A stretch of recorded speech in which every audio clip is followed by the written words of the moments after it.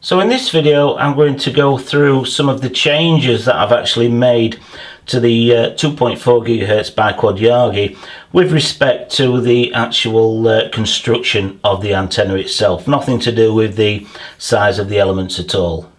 So as most of you probably know, follow me, I've been etching these out by hand and cutting them and drilling the holes in my little workshop, and that's been fine, but I've sold over 40 of these now, so it's now getting a little bit too labour intensive for me to actually keep producing these by hand. So I've been looking at getting these actually manufactured, and I did have that intention at the beginning if it's sold well. And I've never actually done anything like that before, so one of the first things I had to learn to use was actually Eagle design software, because at school I use a program called Circuit Wizard, but it's really simple, and I believe you can actually produce Gerber files from Circuit Wizard, but I decided to actually sit down and actually learn how to use Eagle so I could produce the files and convert them to Gerber files to actually send them off to have them manufactured, because that's what most PCB board manufacturing places use. They actually use Gerber files, and most also use Eagle as well. So looking around then, I wanted to keep the price point to around £35, roughly what it is now, but a lot of them were coming back at really expensive, especially for small batches, and I only wanted to do a small batch of 10 initially, just to see, check if my files were correct and everything was working out okay. But the cheapest one that I actually found was a company called PCBway.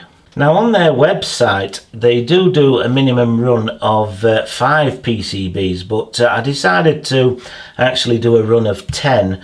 But what they've given me back is I've got this pack here and I've got another pack behind me, and there's actually enough to make 6 antennas in this pack and 6 in the other, so they've actually gave me 2 extras.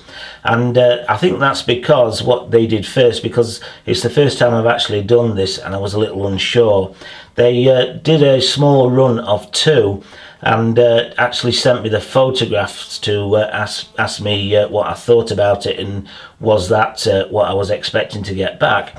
And then when I authorised the photographs and said yes, that looks fine, they went into production run with these, and they actually had it done in 2 days, and they shipped via DHL, which actually arrived 3 days later in the UK here. So I'm really pleased with how this has actually worked out, and the company themselves. Now I did use another company as well. I submitted some files into Dirty Cheap Boards, I think they've called, and after not hearing anything for about a week I emailed them, and then they admitted to actually losing my files. So what I ended up doing is cancelling that order, and they gave me a refund back. So I will actually submit another order with them, because they do seem as cheap as PCBway, but they did tell me in their email that what they do, they just source it out to the cheapest PCB maker they can actually find to get them made. So probably not going to have the same quality through each production run if it's going through different manufacturers. But I also like the PCBway one as well, because they use a similar coloured board to the ones that I've been using. So if I spray it black on the back and then have a clear lacquer on the front, I get that green colour that I've been getting, and I absolutely really like. So that's another reason why I use PCBway. So really pleased with how PCBway have actually handled my order and actually looked after me as well. But there is one mistake that I noticed with this production run, which wasn't their fault, it was mine. And the 2 solder point holes here are the same diameter as these ones, and I know actually where I actually did wrong, because I just copied that hole there and put it over here, but I didn't end up reducing it down to size. Now I did see this initially on the 2 photographs they sent me, but it's not too detrimental to the design. It doesn't really change anything, but it's something that I'll bear in mind when I tweak the Gerber files for my next production run. So I can't fault PCBway at all. I mean, as far as the price point goes, they've actually made them as cheap as I actually make these myself. So by the time I've bought the board and etched them and cut them out, spent the time cutting them out, they actually come in at roughly the same price. And because these are actually milled out, they have a lot better finish on them. And now that I've actually got them out of the packaging, the feel of the etching itself and the sides of the fiberglass, it's really smooth, nice straight corners. I'm really looking at the quality of these, and to be honest with you, I can't really fault them at all. So as I say, the elements really nice and rounded, no sharp edges, really smooth. And here's one that I've made myself here in the workshop. And here you can see what I mean by the green. I get that effect by actually spraying black on the underside and then a clear lacquer over the top to protect the elements themselves, and it comes out with this nice green colour. So hopefully these will also do the same. And you can see here when I line up the holes, you know, I've done a pretty good job of actually cutting these out by hand. So, you know, it's just so labour intensive for me to actually do that though. But I still don't know whether to actually invest in my own milling machine and carry on making them at the workshop here myself, or actually get PCBway to start making them for me. I haven't made my mind up yet. And there is one thing with this fiberglass as well. Unfortunately, you can see there's a small manufacturer's mark there, so I don't know if I can actually get that out. If I can't get that out, then I can't do the same finish as I've been doing already. I'll have to actually paint them, which I don't really want to have to do. That's one of the reasons why I didn't have any solder mask on here. So I don't know whether to do a small production run to actually have both sides covered with solder mask, just to see what that actually turns out like. But whether that'll inflate the cost of them too much, I don't know at this stage. So what I'm going to do now, I'm going to actually paint the back of these and put the lacquer on, and then I'll show you the different things that have changed when it comes to the actual construction of this antenna, just to make it a lot more simpler and easier to put together. So I've got my boards here that I've prepared, and I've sprayed one side of them with some black acrylic paint, and then both sides I actually spray with some acrylic clear lacquer, and the clear lacquer just finishes the front of these off. Because they're slightly opaque, you get the black from the underside and the clear lacquer on the top to finish it off, and you get this nice green effect going on there. And also the clear lacquer stops the copper from actually discolouring over time. Now, I was a little bit worried about these little manufacturer's stamps that were not on every single board but on some of them, and you can just see it there. So I'm actually going to keep it as it is. I'm going to have that clear effect actually going on, because I think it looks a lot better like this, even though we've got a small blemish like that, rather than actually spraying them all black. It just looks a lot better. So a quick walk around then, so I can show you some of the changes on this finished one. I'm now using semi-rigid coax to attach the SMA connector to, so we can attach a Wi-Fi card or whatever else we want to connect on there. The semi-rigid coax, it's just a lot more substantial, and there's no chance of this actually snapping like it could with the more traditional coax that was on there previously. Now, these spacers remain the same, these metal ones, and I'm still having the same little bracket there so we can attach a tripod to. But hopefully you can see here that I'm now using these nylon spacers for the actual spacing between the elements and hold the elements in place.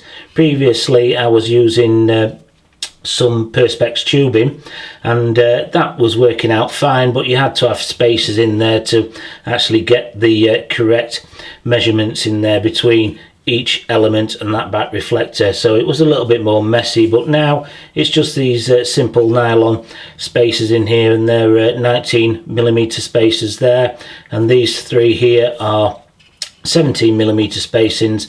I've also got some various plastic nylon screws there as well, and I've got some nuts underneath these little nut covers here that actually finish the front off a lot better and makes it look a lot more professional. So what I'm going to do then is construct one of these so you can actually see how it all goes together, and how it's much easier now to actually construct one of these when you've got the elements already made for you.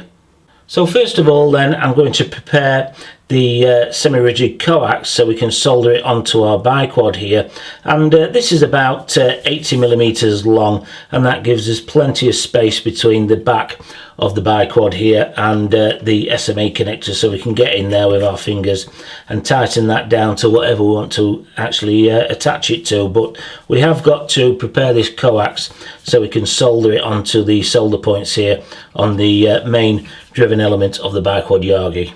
So what I've done here, I've stripped away some of that outer braid to leave around 10mm of the inner core exposed, and what I'm going to actually do now is cut a little trench in the side of the outer braid. Now I'm actually going to use my Dremel tool with a little cutting wheel.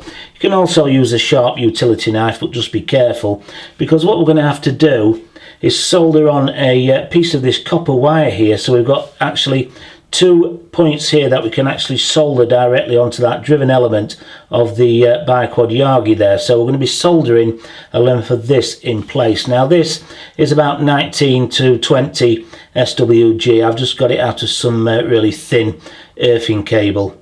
So I've got my little trench cut out there, roughly about 8mm, 10mm long. So what I'm going to do is pre-tin the copper wire and just put a little bit of pre-tin around the sides of that trench, and just solder that wire directly into that trench there, and then tidy it up with the Dremel tool. So because I've pre-tinned everything, I've just got a little bit of solder on the end of my iron here, and I'll just get that solder to actually flow. Now I'll just flip it around and do the other side. Now what I'm going to do now, I'm going to bend the center connector here out and then back up again to make a little fork shape. But what I like to do is just trim away a bit of that outer braid there from around here, just so there's no danger of actually these two coming into contact and shorting out the actual antenna, so it won't work properly. So I've bent that center connector there, so I've got that little fork shape, so I can solder these two onto the actual driven element, and hopefully you can see now why I actually trimmed back a little bit that outer braid. So what I'm actually going to do now is cover this with some heat shrink tubing, because on the original idea I had traditional coax which is already shielded, so it won't come into contact with the actual back reflector, because the back reflector on the Biquad Yagi is completely passive. It doesn't want grounding out to the coax whatsoever, so a little bit of heat shrink tubing will stop that from happening. So I'm about to solder on my semi-rigid coax onto my main driven element. Now you may also notice that I've gone quite high up there, covering the two solder points on the coax here with the heat shrink tubing, and the reason being is what I've found you can do is actually push it right up against that main driven element there, and it does a really good job of covering up those two wires when it's soldered in place. Now because I've made a mistake with the diameter of the solder points on this reflector main driven element, sorry, I'm going to have to, when I've soldered it in place, put a little bit of epoxy putty in those holes just to cover it up and make a much neater job. But basically that gets soldered in place onto the main driven element, and the SMA connector goes on the very last when all the antennas constructed. So the coax is soldered onto the main driven element now, and what I like to do is get these side cutters, cut away any excess wire and solder there, and then finish it off with the barrel sander on the Dremel just to flatten it out and neaten it up a little bit. And hopefully you can also see there as well what I mean by having that heat shrink tubing just coming out slightly, because when it pushes in then it does a really good job of covering up those two exposed wires. And yeah, because I got my measurements wrong on the diameter of the solder points here, I've just put a little bit of epoxy putty in there just to fill those two holes in there. So these are the components that I'm going to be using for the rest of the construction, and I've got some 19mm nylon spacers here for the reflector and the driven element, And then for the rest of the elements, I've got some 17mm spacers here, so that's the spacing taken care of. I've also got some little screws here that will actually thread directly into these spacers, and I've also got some little nuts to finish it off at the end, and I've also got these really nice little caps here that can go on the nuts on that end element there, and it really does finish it off and makes it look a lot more professional. And I've also got some of my little brackets here that I've pre-made, and I've actually threaded out the thread there for a tripod, and I've also cut it down so it's a lot flatter here, so it fits in between the back panel and the reflector on the antenna itself. So I'm going to start with the back reflector first, and I've got my little components here that I need. I've got the 4 little nylon standoffs here that are 19mm, some little screws to hold those in place on the back reflector, and I've also got my little tripod mount there as well. And another little mistake that I've noticed, which is why, you know, if you're going to do something like this, do a really small run initially, just so you can iron out any problems you might find when you actually get the boards back. But I've made these holes here for the standoffs and screws slightly bigger than the holes on the rest of the elements, so I'm not quite sure where I've gone wrong there, but I'm going to reduce these down for the next run because they're a little bit too big. So I prepared the reflector, and I've got the spacers held in there with these little screws here, and what I've actually done is just use right at the end a little Phillips screwdriver there just to hold that in place, and just give this an extra half a turn with my finger and thumb there. Just you don't really want to over tighten it, and same with the little tripod mount here. There's no need for any glue or anything like that. It does a good job of holding that in place. So next I get my driven element with the coax on there and thread that through the hole, and that'll just sit on top of those spacers there. And I'm going to hold that in place by sandwiching it between the shorter 17mm spacers here, and again I'm just tightening it down, just finger and thumb tight like so. There's no need to over tighten these at all. So next I've got the first of my parasitic elements, and again the little 17mm spacers to hold that in place. Same again with the second parasitic element. And the final parasitic element goes on top there and is held in place by these little plastic nuts. And of course I'll put links to all of these in the description below, with the sellers that I've actually purchased these from, so you can look them up and order your own. And finally, to finish the end off, just these little plastic nut covers to go on top there. So next I actually mount the back plate on the back of the Biquad Yagi here, but I actually use these little 16mm brass risers here along with these little screws that fit in there. But one thing that I want to do before I actually put this on is just raise the diameter of the coax a little bit here by putting a couple of sleeves of heat shrink tubing around here, just so it gets a nice snug fit in that hole there. So now that the back plate is actually on there, the final part is to just attach the SMA connector onto the coax here. Now, because I've done this backwards and I've put the SMA connector on last, I actually want to put some heat shrink tubing around there. Now, I have got some wider heat shrink tubing that would go over here, but unfortunately it won't shrink down to a small enough diameter to actually fit nice and snug around here. So I've got the heat shrink tubing that I've been using already, and I'll just get some needle nose pliers and put them over the top there. Just give it a little bit of a stretch, and then it'll fit straight over the top of that SMA connector and shrink down and be nice and snug.